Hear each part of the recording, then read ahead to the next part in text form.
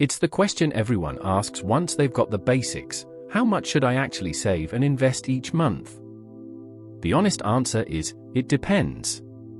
But it's not a guess.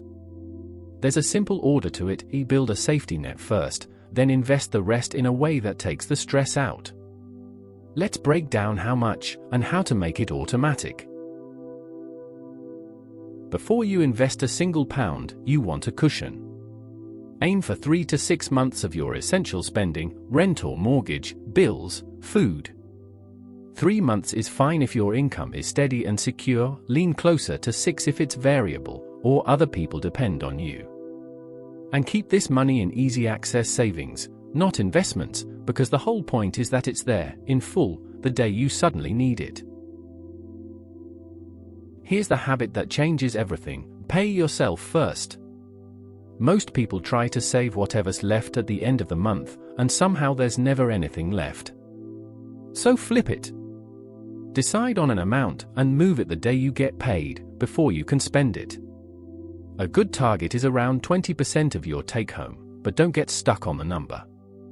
Any amount beats nothing.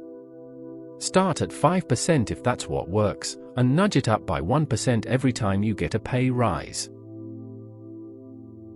Once your safety net is full, that same monthly habit turns into investing. So how much should you invest? A simple rule: only money you won't need for at least 5 years. Anything you might need sooner stays in savings. And remember, consistency matters far more than size. £50 invested every single month will almost always beat £600 invested once and then nothing. The magic isn't the amount, it's that you keep going. Now, the part that scares people: what if I invest and the market drops? Here's the trick that removes that fear: it's called pound cost averaging. Instead of trying to pick the perfect moment, you invest the same amount on the same day every month, no matter what the market's doing. When prices are low, your money buys more; when they're high, it buys less. Over time that smooths out your average price, and you never have to guess the top or the bottom. You just keep buying.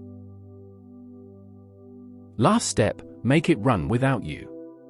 Send your monthly amount into a tax wrapper first, a pension, especially if your employer matches it, and then an ISA, so your growth stays tax-free. Then set up a standing order or auto-invest, so it happens every month whether you remember or not. Willpower is not a plan.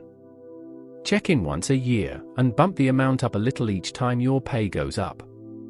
Set it, automate it, and let time do the heavy lifting. If this helped, a like really does make a difference, and subscribe for the next one. So now you know how much, and the calm way to do it. But there's one question left: the order.